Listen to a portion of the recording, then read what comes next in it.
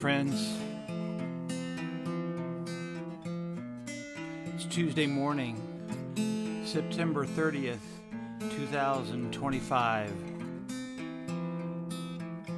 and it is time for Coffee on the Porch with Eric. Weekly live stream coming live to you sporadically from my porch, but always at least here from the studio. My Lord, is there a lot going on in our world, in my life, here in Dallas, Texas, probably where you are. But we're gathering, as we do every Tuesday, to spend a little time together. So welcome. It is time for Coffee on the Porch with Eric.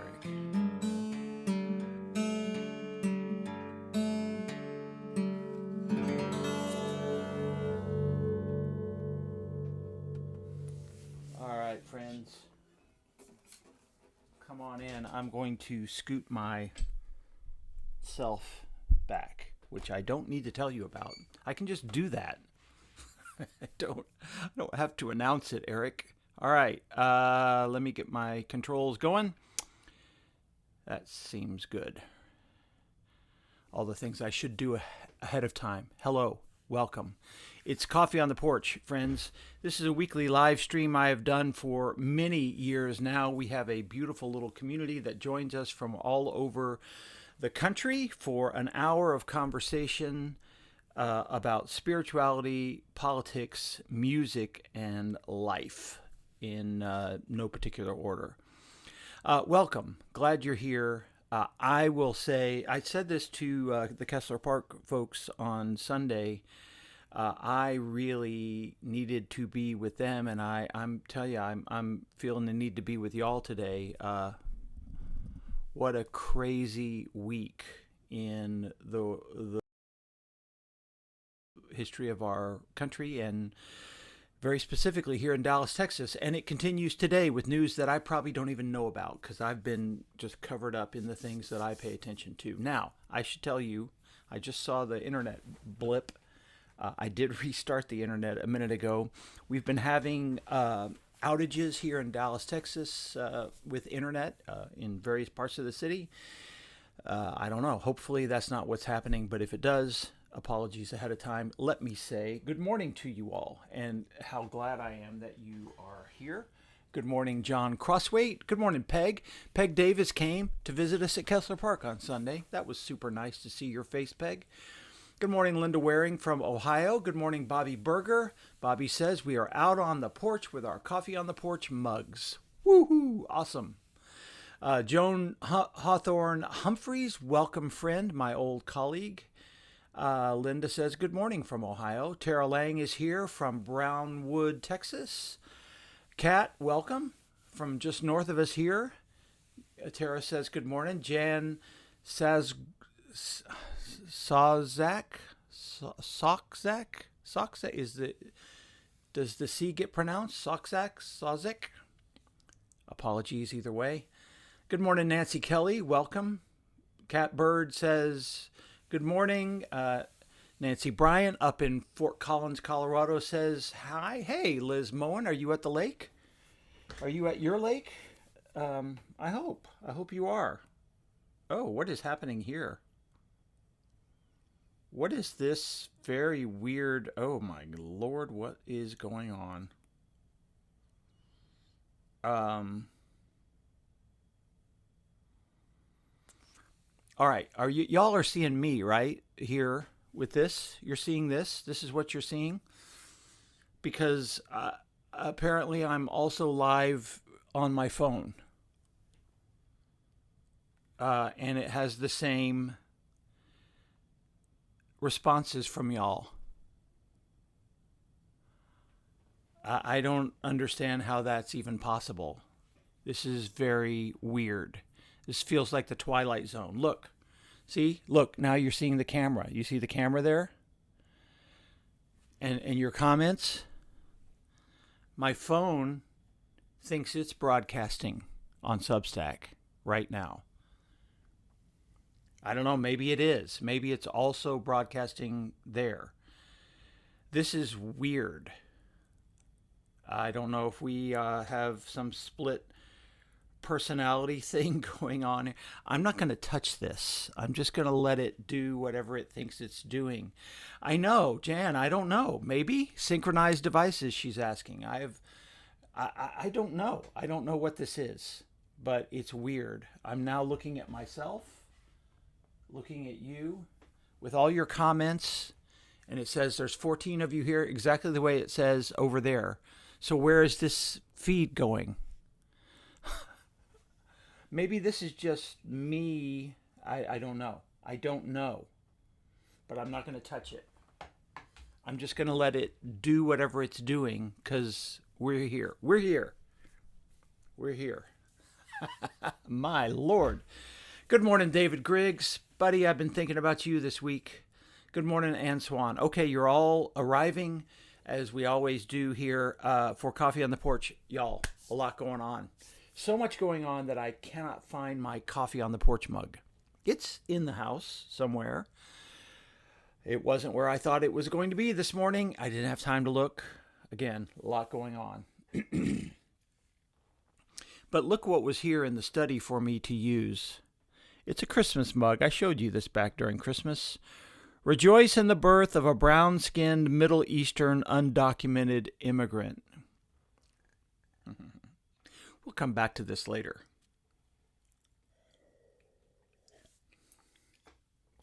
All right, let's pour ourselves some coffee. You guys get whatever you're drinking.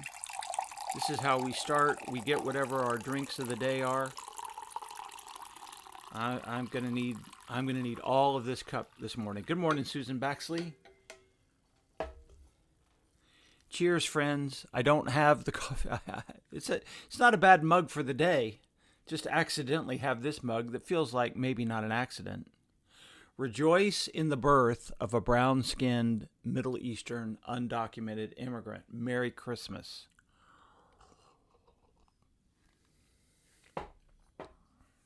So the question we put on the floor to begin, always, is this question. How is your soul? How are you doing? How are you coming along in this world? My Lord, the sheer volume of things happening is breathtaking, just absolutely breathtaking and horrific. And so leave us a comment. Tell me how you're doing. Leave a comment in these comments. I can see them for now. Hopefully I'll see them the whole hour.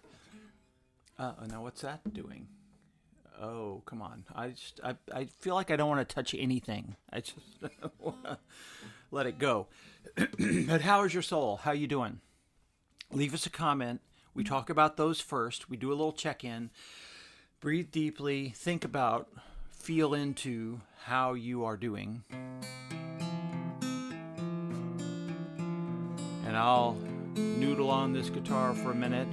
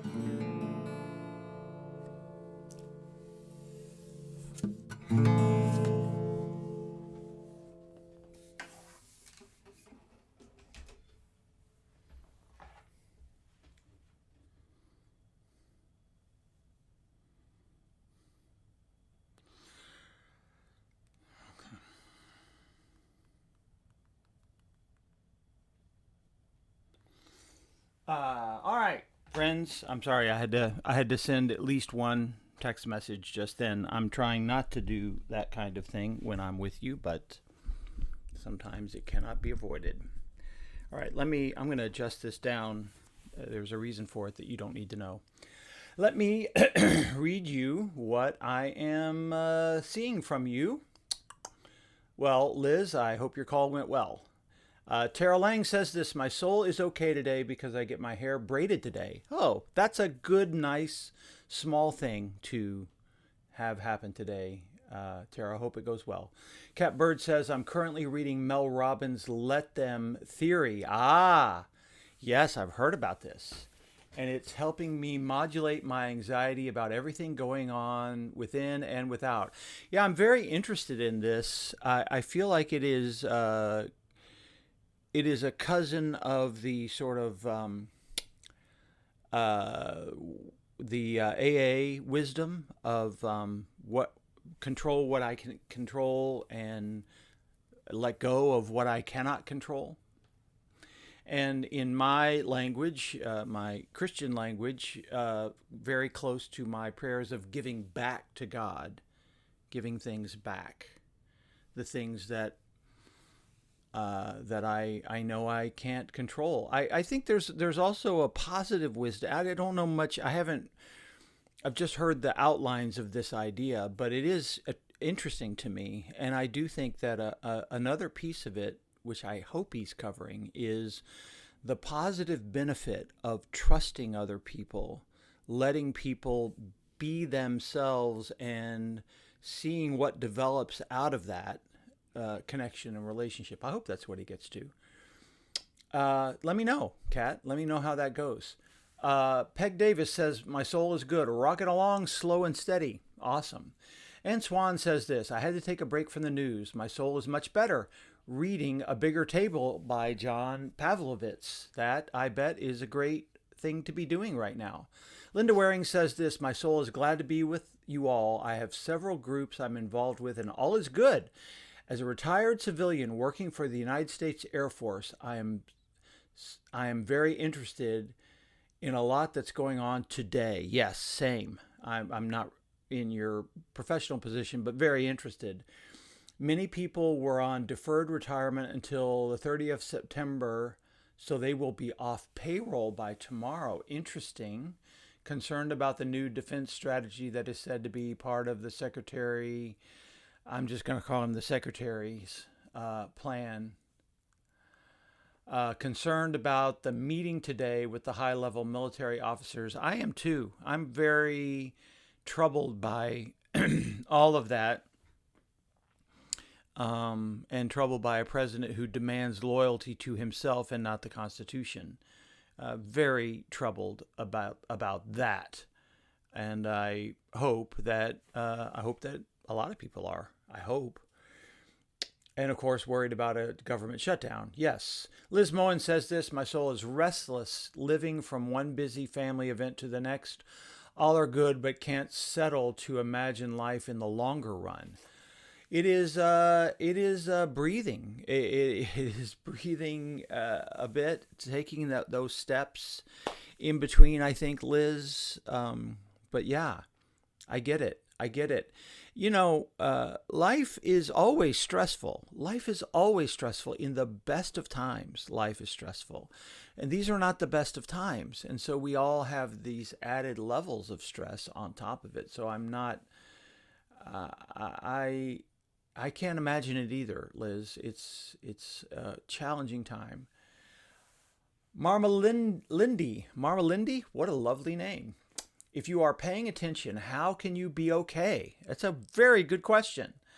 I stopped watching the news. I often only read the headlines. I need to stop doom scrolling too. Yeah, I'm with you. One of the things that's happened to me in the last several weeks is that several major events have broken, and I have only heard about them because somebody told me about them.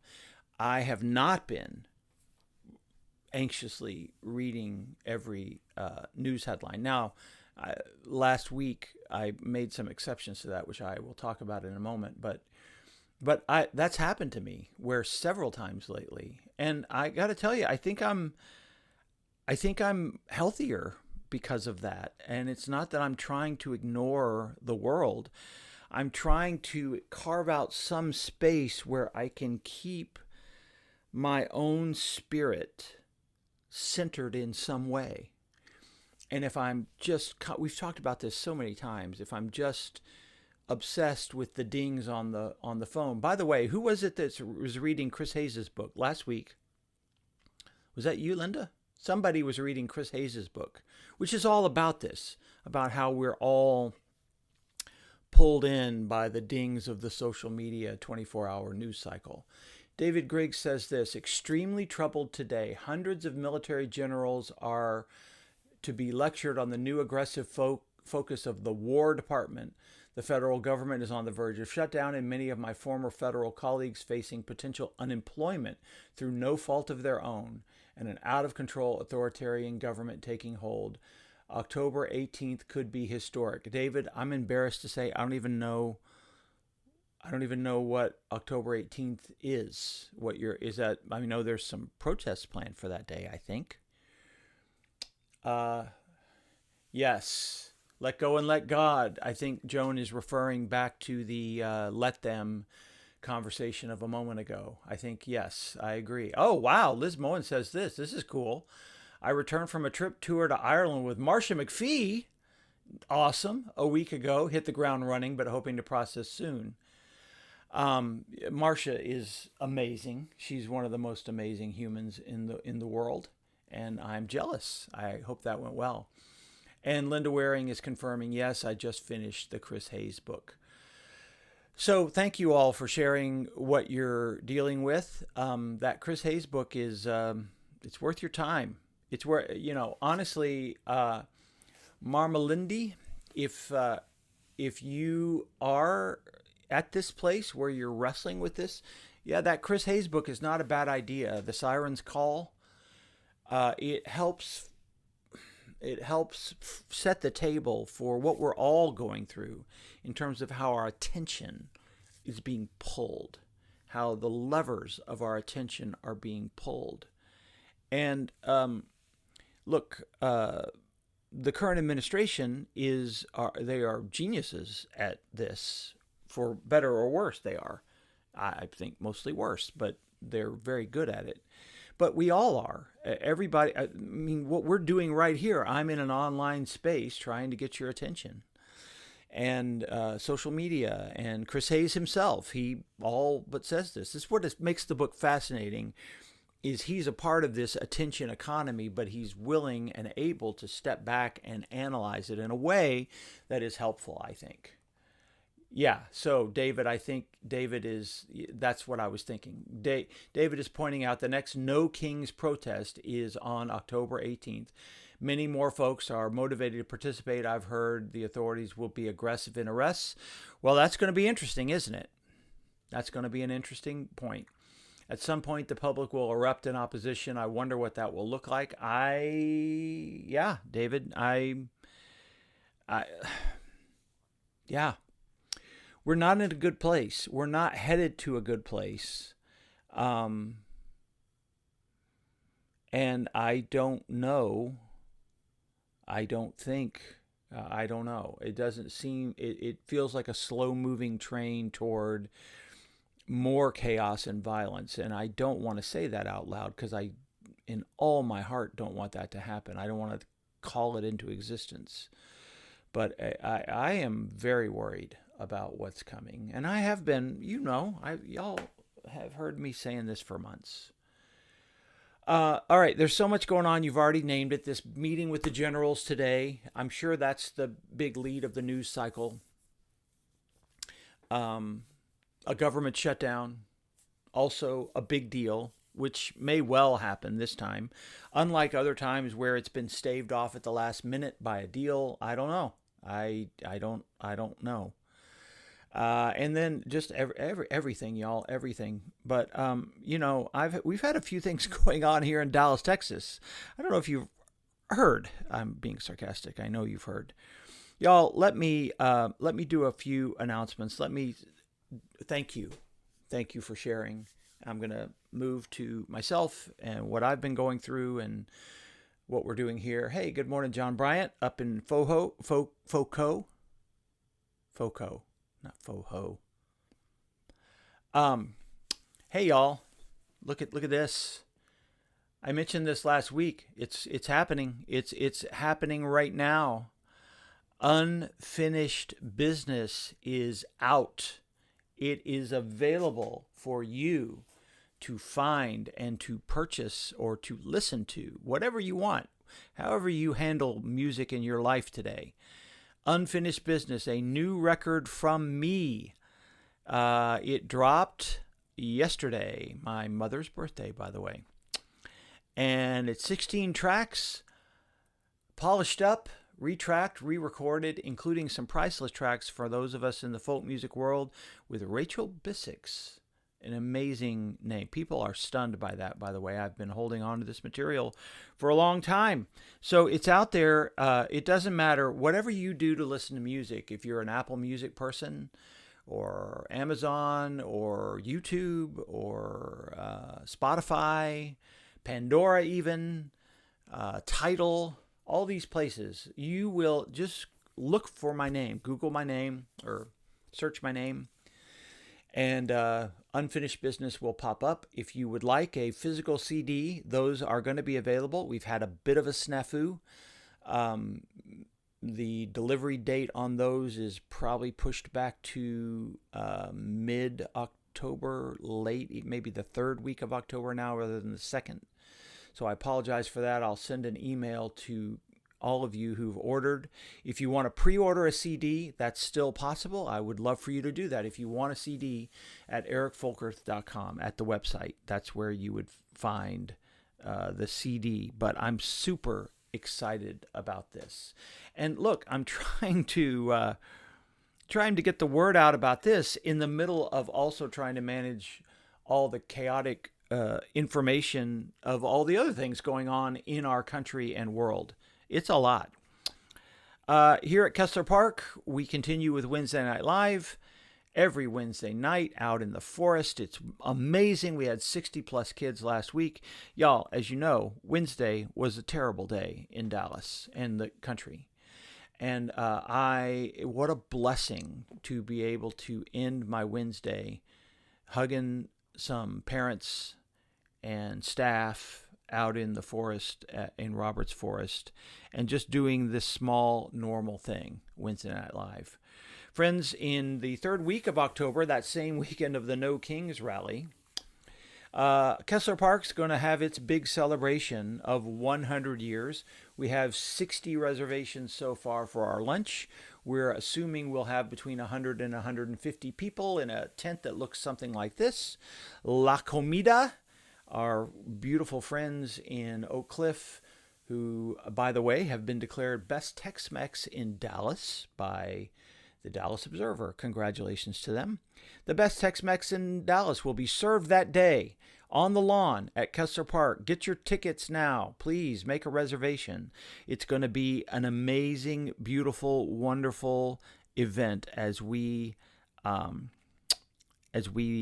look back at our own history. And then, of course, come see us on a Sunday. Y'all, we had a few, I'm going to be honest, we had a few less people on Sunday, and I think I know why. I think people were afraid given the news. I really do, and I understand that. And I want to talk about that a bit because here's where we're going. This is us Monday at ICE. That's me and my dear friend, Rabbi Nancy Kasten, and my friend Armel, who is also a pastor. By the way, he's wearing, I believe he's Presbyterian, and he's wearing a cross forged from melted down guns. That's what that cross is, FYI. That's worth you knowing. So, as you know, look, this feels like it was a year ago, doesn't it? It really does. But it was last week.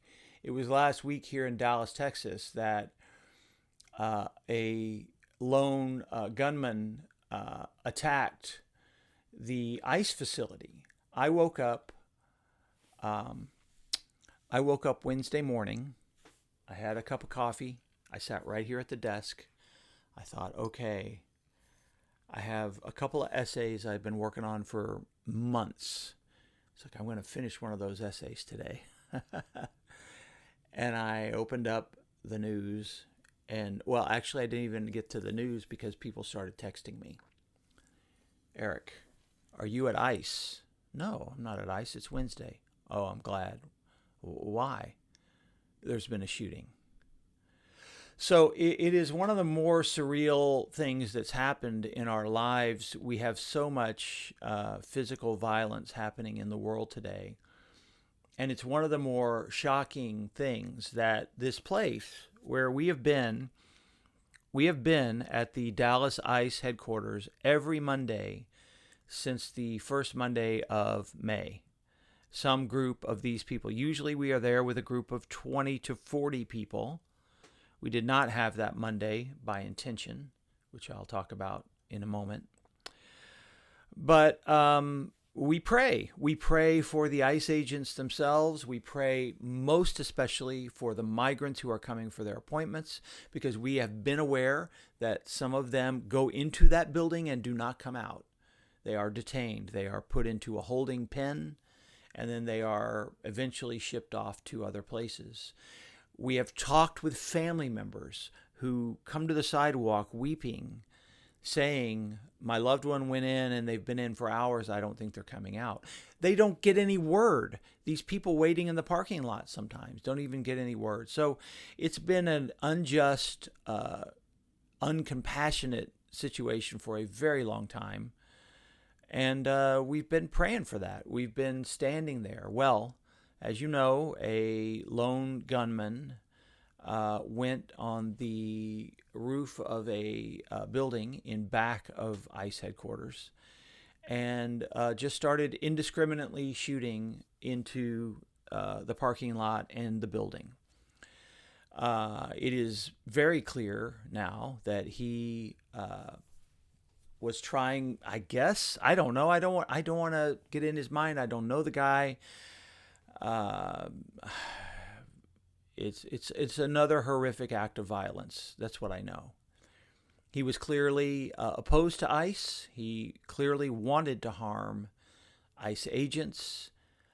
Gratefully, he did not harm any ICE agents because ICE agents do not deserve to be shot. Period. End of story. So that is the good news.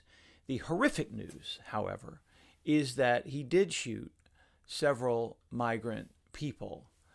And in fact, excuse me, I have to make this text bigger because I cannot see. Oh, my phone is burning hot right now. Oop. There. So the horrific news of the morning, of right now, this morning, is that about 2 hours ago, it was confirmed that a second victim has died. Miguel Angel Garcia Hernandez, 32 years old, was removed from life support probably last evening. Many of us were aware this was likely to happen for some days. He was not doing well. I know a lot. I just know a lot about this situation in ways that I wish nobody had to know. And of course, originally, Norlan Guzman Fuentes died on the day of the shooting. Now, I want to just talk pretty dispassionately about the facts of that shooting because there was so much confusion the day of. I tried to not react until we understood more of what had or had not happened. It does appear from the evidence of bullet holes that the guy was just indiscriminately shooting into the building, into the offices, all over the place. He shot into some of the vans. We have seen those vans coming in and out of the ICE field office. They don't have windows that you can see into. They are tinted. They're white, unmarked vans with tinted windows. So if you're shooting into that van, you really have no idea who you're shooting at. That's the honest truth. By the way, we saw a bus a week ago for the first time. Same thing. Very small little slits for windows. Can't see into it. You don't know who's in that bus as it drives by. So horrifically and paradoxically, the actual victims of physical violence here were migrants. 3 injured migrants, 2 now dead. So there's great grief here. I've said this in writing now. I've said this in our statements. I said it in my sermon on Sunday. I can't imagine if you were going to create a lose-lose horrific event where everybody comes out of it with a sense of grief, a sense of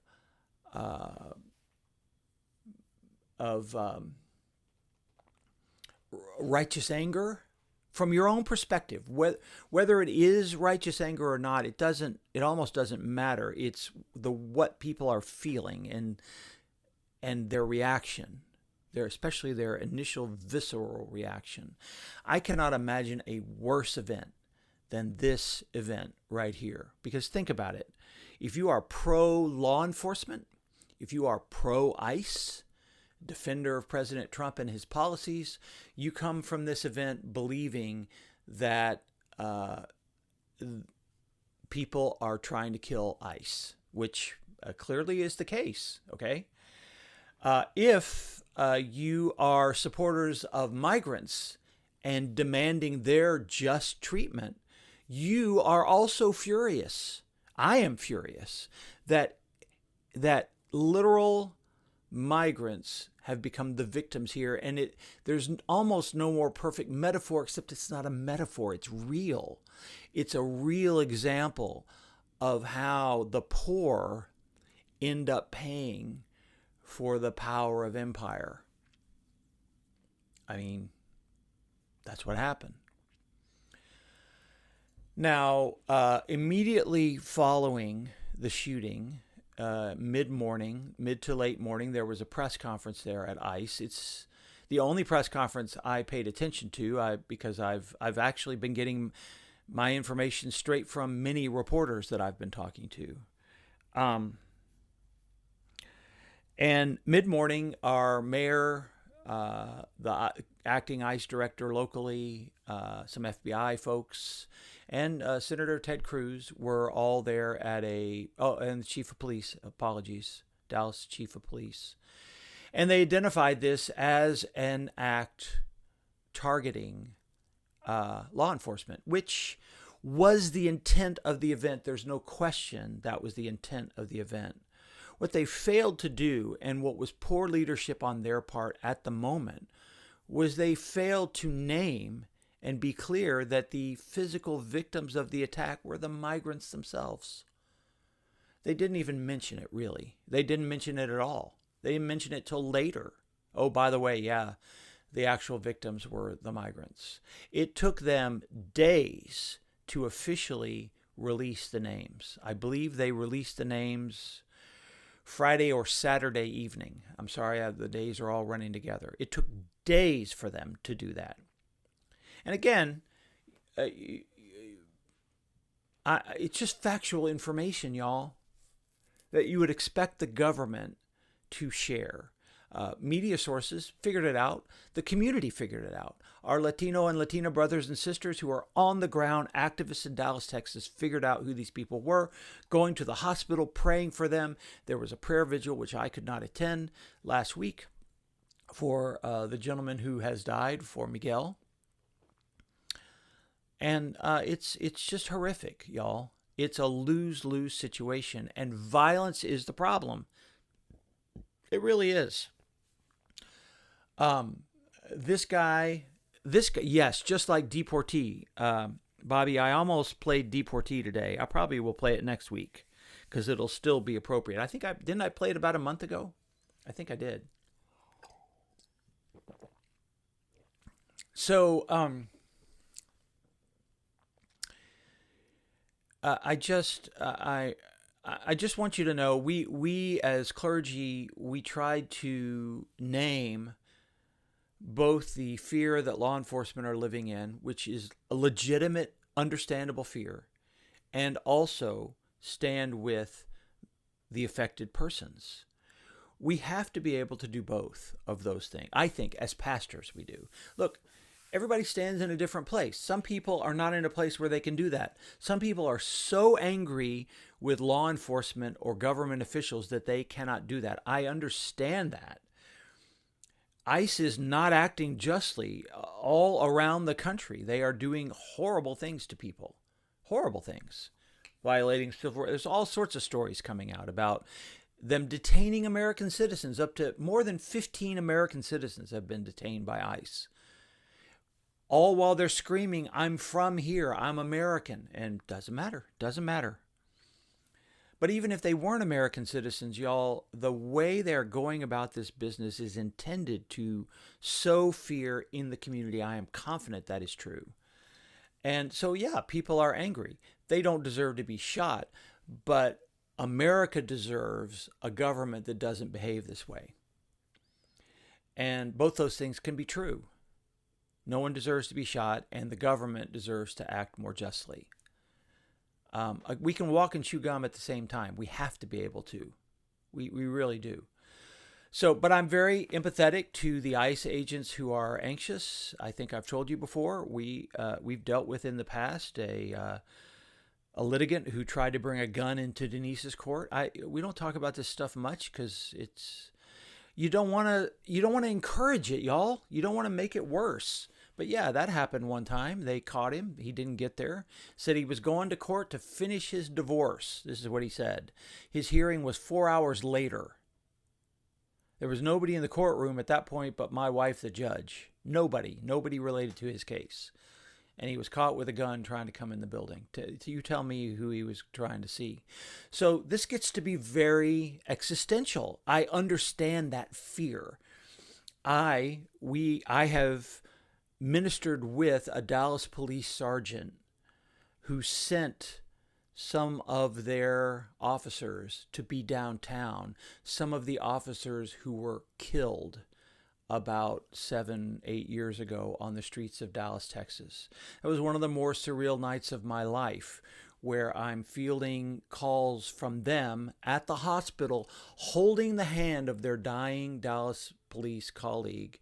I'm also fielding calls from church members and activists who were there, I was not there, who are fleeing, running from the scene because they are demanding police accountability and justice.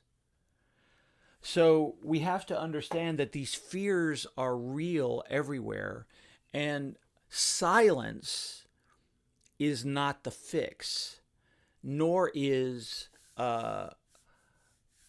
eruptions of continued violence. Violence is not the fix either. Demanding justice of our government is the fix. Channeling our righteous anger toward social change, I think, is the fix as well. And that's what I try to do to the best of my ability. So I ended up talking to a lot of reporters this week. Y'all, this has never happened before. They were calling us because they didn't know where this place was, where this Dallas field office was. But because we are there every week, suddenly, we had reporters calling. Probably, 6-7 times last Wednesday, I had a reporter call me, and the first thing was, well, I understand you are there at that office. It's like, yes, we are. Yeah, we're there a lot.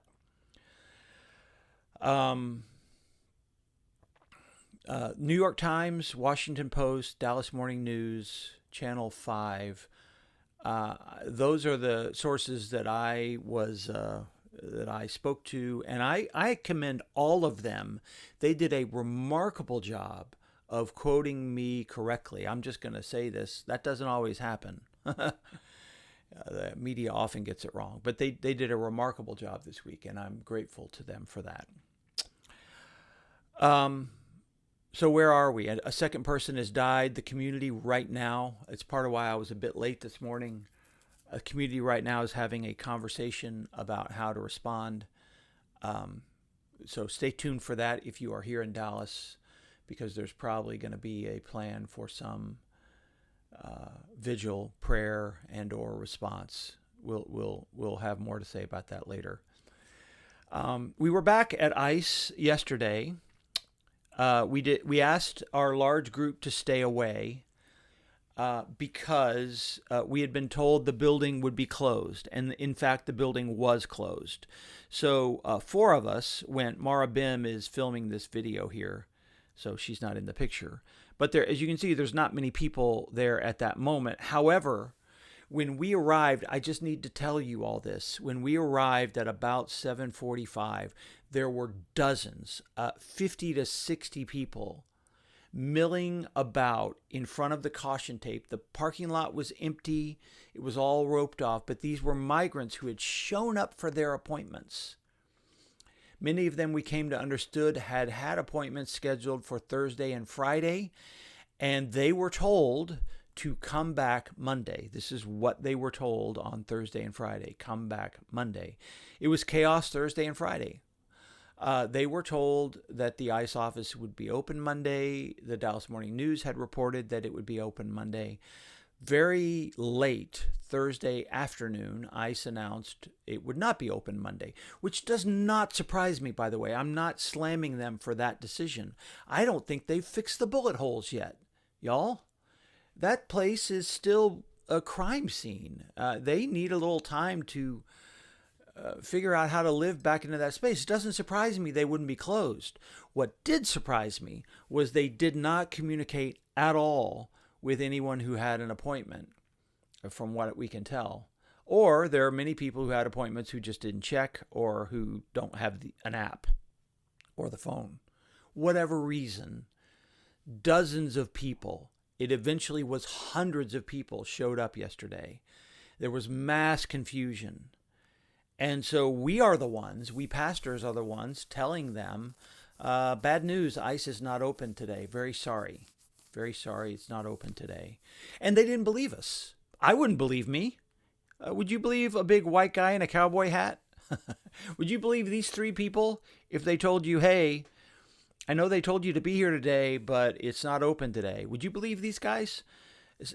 So we showed them the morning. Anyway, it doesn't matter. We showed them some news reports, some stuff with Google Translate for those who spoke Spanish. And then we started calling the community. And I got to give great credit to Attorney Eric Cedillo and his office, who jumped right on this. His office is about a mile over here. He typed up a form, printed out dozens of copies, and his staff brought them over, started passing them out. Because nobody from ICE, nobody from the federal government was talking to these people. No one was saying, yes, it's true, we're closed. Please come back tomorrow or whenever they're supposed, whatever the rule is. So it was chaos. It is better now. They are open today. I've got reports that it's going smoothly. Thank God. Thank God it's going more smoothly today. I understand that it's hard to keep track of this stuff. I really do. And as I've just shared with you, I think it is hard to be a public official in a time of trauma, of your own personal trauma or anger. It's hard to not be vindictive. But y'all, put a sign out. Put a sign on the edge of the parking lot. Cerrado today. How hard is that? Assign one of the police officers, DHS police officers, to just walk up to people occasionally and tell them. I will tell you, no one in the 3 hours I was there approached any of the waiting people other than us and reporters to tell them what was happening. So I understand the trauma, but we have to do better. We have to do better if we're serving the public, even in traumatic times. That's when it makes a difference. That's when we make a difference, when we can be steady even in the midst of our own grief and trauma. And if we can't, take a day off and ask somebody else to do it. But somebody's got to do that job. Somebody's got to show up and communicate with the public. It's not a big ask. Okay, it's better. It's better, but yesterday was okay, it was stressful. I just want to say one more thing though, and it was very moving to all of us, to the four of us who were there. These dozens, these hundreds of people, immigrants to our country who showed up on that site yesterday, knowing full well, many of them, that the people who got murdered were migrants. The people who got injured were migrants. People in their cultural position in this story. Those are the people who got injured. And they showed up anyway. They were told to show up, and they showed up. They were told not to come Thursday or Friday, and so they came Monday. Some of them didn't have an appointment. They just came early. They said to themselves, in fact, people told us this, we just came early. We didn't know what was going on. We just were told to be here, so we're here. People need to understand the commitment that people are making to try to follow the rules as we keep telling them, as our government keeps telling them. They are trying to follow the rules. We keep changing the rules. We keep making it harder for them, working people who can't take every day off, day after day after day, to come to an appointment. So I have such respect for everybody.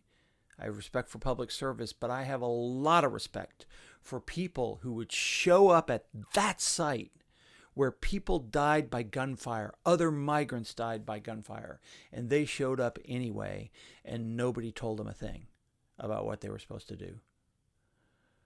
Just sit with that for a minute. Sit with that story, because that's the reality of who we are as a country and what's going on. All right, y'all, I want to move on. I have one more little story to tell you, and this is my personal privilege. We may go a minute long. It'll be about an hour. We won't go much more than an hour. I want to talk about this.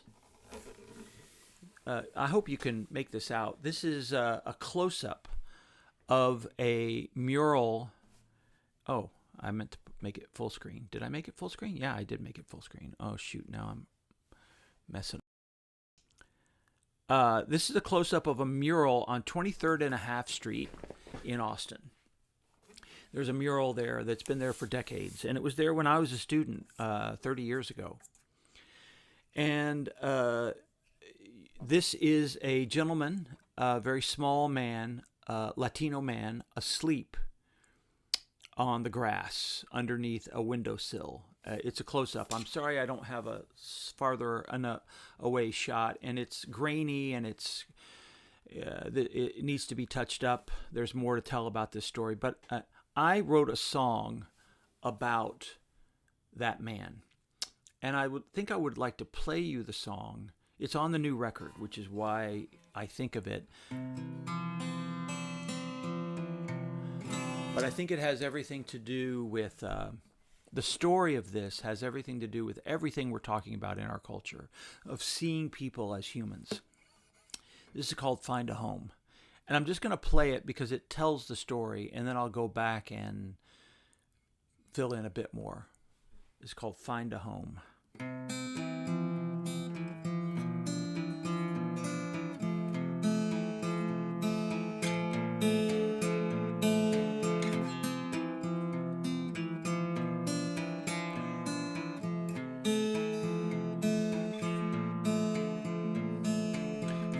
Mural, mural on the wall, who said life is fair for all, like the ones who sleep beneath your feet.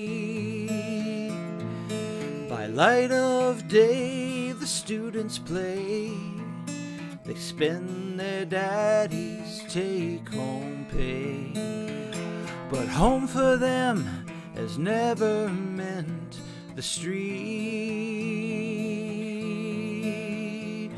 But of all we have, and all we will, and all we throw away, we still see children's hungry eyes. We still hear lonely old men cry. We still can't find the lost and broken ones a home. Find the lost and broken ones a home.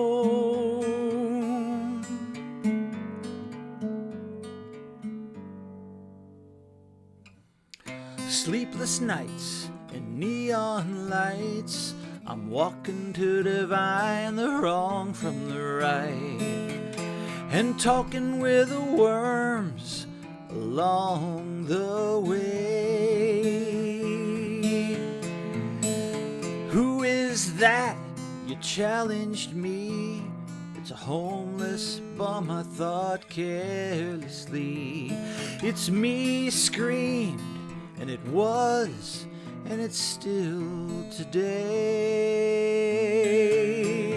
But of all I have, and all I will, and all I throw away, I still see children's hungry eyes. I still hear politicians' lies. I still sit still more than I work to find them. Homes don't sit still, work to find them. Homes.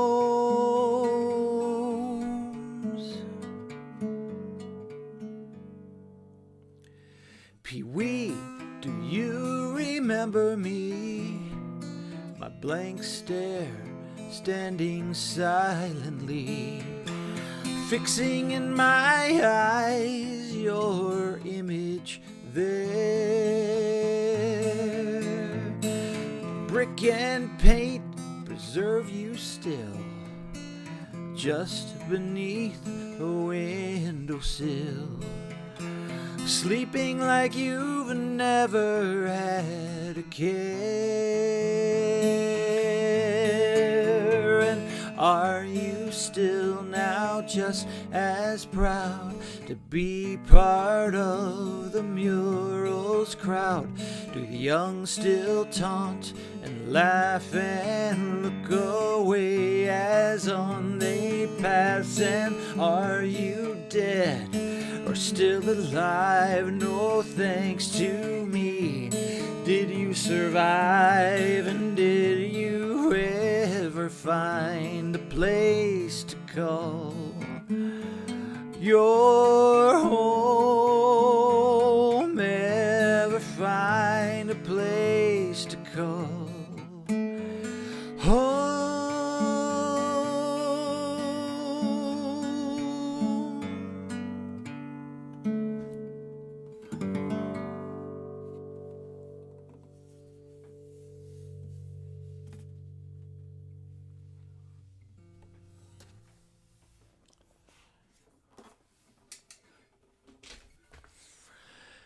That's my song called Find a Home. That is probably the oldest song that I've ever released, I would guess. I think I probably must have written that song in, I don't know, in the mid 80s at some point.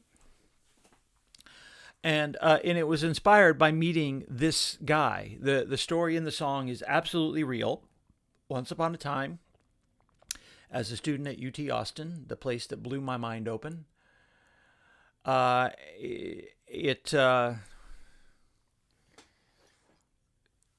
James, it's already recorded. Too late for any suggestions. I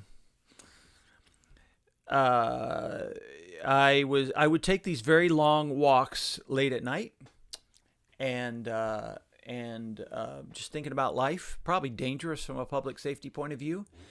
And I ended up, there's an outdoor mural. It's there today, 23rd and a half Street in Guadalupe, what we call the drag. And the homeless folks along the drag were called in that day, and I think still today, drag worms. It's a terrible phrase, drag worms, to describe human beings. And there on the street, I'm staring at this mural. I'm just looking at the whole mural. And two Latino men come up to me. One is very short. You would call him a dwarf, if that's okay to say. And the other is a average height dude that reminded me a bit of Cheech Marin. And in just in terms of his inflection and how he looked and everything. But they come up to me and they start pointing at this figure and they say, "Who is that? Who is that? Who is that?" Well, I'm not looking at it very closely. It's late at night. I'm by myself. I'm a little nervous about these guys. I don't know what they want. Are they about to mug me? Is this going to turn bad? And so I say to say to myself, well, it's a homeless guy. It's a dragworm. But I don't want to say that out loud. And the smaller guy starts pointing at it very animatedly. "It's me. It's me. That's me." And I looked again, and son of a gun if it wasn't. It was absolutely him. No question in my mind. The other guy was also drawn into the mural, by the way. The other guy was drawn into the mural underneath the Capitol building. They were both in the mural. In fact, it led me to later believe maybe they just stand next to the mural because they're proud. They were very proud of this. They're homeless men, very proud of the fact that this mural that talks about Texas history and Austin history and Willie Nelson and Stephen F. Austin and all sorts of other people, sorority girls. I mean, there's all sorts of things happening in this mural. And these two real people are in this mural because it's a mural about real people.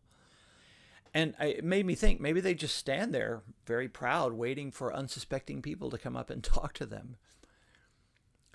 But that broke open a conversation for a bit. This is the early 80s. They start blaming the Reagan administration for everything. It's hard to argue with that, or at least not helping the poor out, for sure.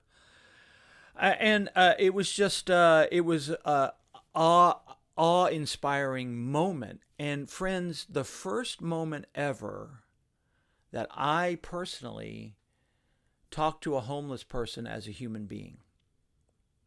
I can pinpoint that moment. It was that moment when that happened. Look at that sun coming in, shining off our cars. I hope that's not blinding you. It's kind of cool, actually. And yes, James, the joy of being seen. They were so, thank you. They were so joyful in this moment, so proud. And it changed my life. It changed my life. And I thought a lot, I got to have more coffee. I thought a lot about how we otherize people. How many times have I talked about this? This is one of those early experiences for me that set me on this path of meditating deeply about how much we otherize the other, especially people that are homeless and on the street. And I saw he was a real human being. We had a lovely, funny conversation for about 20 minutes. And then they went their way and I went my way. Now, I should tell you there are two horrible codas to this. One is that I saw Pee Wee many times, and I would wave to him and talk to him. But one time was during a parade, a UT parade, maybe homecoming, maybe 100-year anniversary. I'm not sure what it was. But it was coming down the drag, and some frat had a float, a trailer, a big, a big cattle, a big trailer behind a truck. A flatbed, thank you. That's what I'm trying to say. And there was a big throne chair right in the middle of it, and Pee Wee was in the throne chair. And they had a keg of beer next to it, which he was obviously just shooting straight into his mouth. He was drunk out of his mind, laughing his you-know-what off. And I was just horrified because I knew they were making fun of him. Oh, and they call it king of the parade is what they said. And my heart sank because I was like, there it is. There's the otherizing. And he doesn't even know or care that he's being otherized because, again, free beer and a moment in the spotlight. But, again, that made my heart sink as well because I knew this guy. I knew this guy, and I couldn't believe how he was being treated there.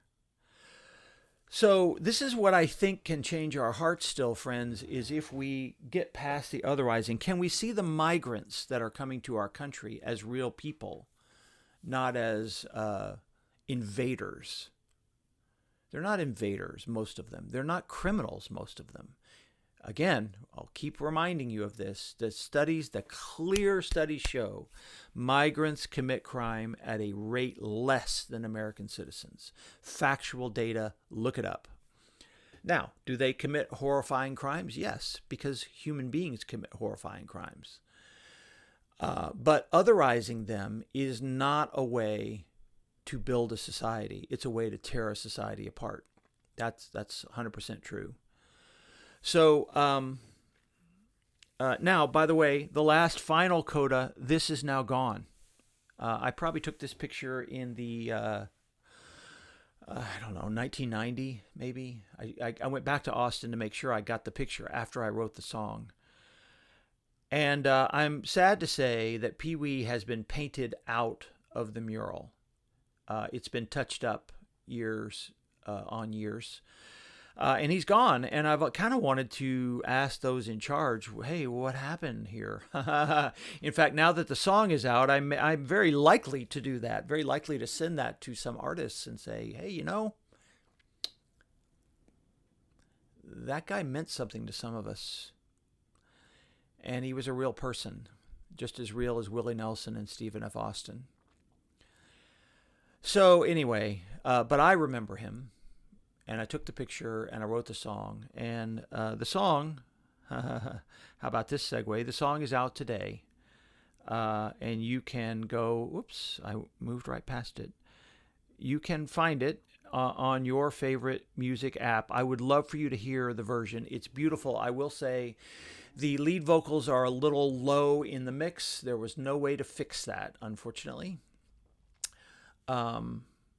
But it's out today. It has beautiful, stunningly beautiful fiddle from Reggie Roofer, and piano from Tim McLemore. I mean, y'all, the production, the music on this version of this song is takes my breath away. And these musicians that helped me find a home. You will find it on Unfinished Business. Go and listen to it now, will you? Go to Spotify, Apple Music, whatever, wherever you listen. Bandcamp. I didn't mention Bandcamp. It's on Bandcamp as well. It's out today, and would love for you to mention and thank you for the personal privilege of talking about this record. I know that could feel, I don't know, whatever, taking advantage of the situation. But it's a real story that really happened to me. I mean, it's a real guy that I really did know in the real world, and I'm happy that the music is out there now. All right, friends, we need to bring this playing to close. Remember that my other record released last year is also still out. Happy to have you find that as well, wherever you get your records. Remember that you can sign up for text reminders for Coffee on the Porch. Where'd that go? There it is.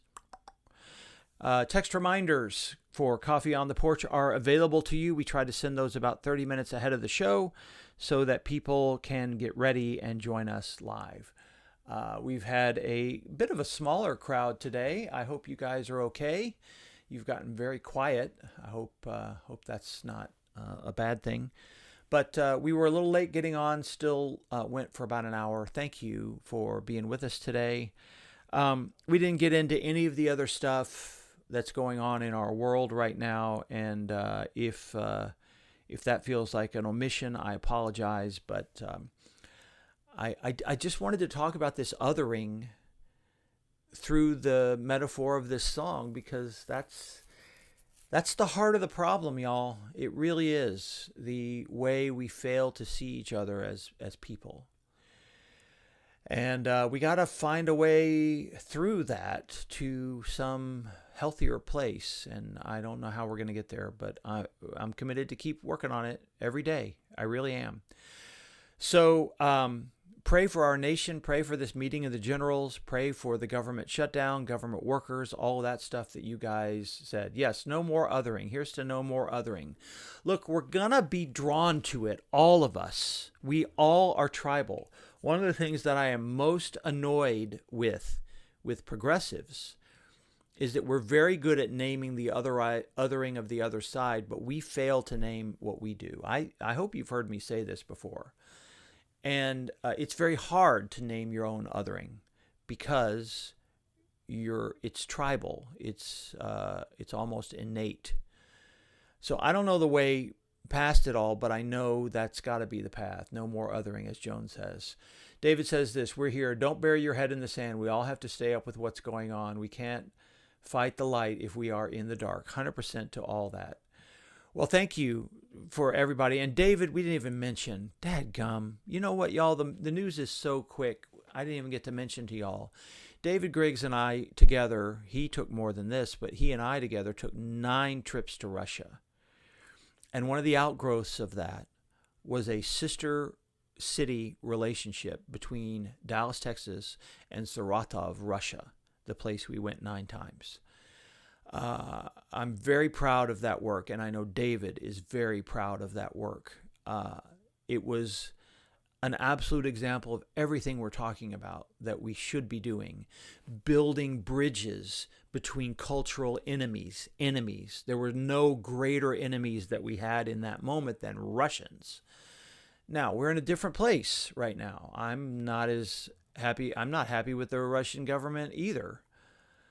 But I don't think this helps because these kind of relationships are about circumventing the powers that be and trying to operate on the level of ordinary people, trying to get ordinary people to see each other the way I saw Pee Wee that night, the way David has seen hundreds of Russians over the years. Unless we're willing to do that hard work, we're headed in a bad direction. And so what's happened is the city of Dallas has canceled its sister church relationships with some very specific countries based on a new Texas law, which basically tells them they have to. And so I'm very heartbroken about this. It's, did it change the world? No, it did not. But it's a metaphor, a symbol, and a tangible example of what does change the world. And we're going in the opposite direction with this kind of stuff. So David, my friend, I've been meaning to call you all week. I really have been meaning to call you all week. It's just too crazy right now. And so I'll just leave it here at the end that I'm thinking about that as well. Friends, breathe deep. Take care of your loved ones. Check in with people in the real world. Stand up for justice. Take a step back. Breathe deeply. Rinse. Repeat. God bless you. We'll see you next time with Coffee on the Porch, okay? Bye-bye.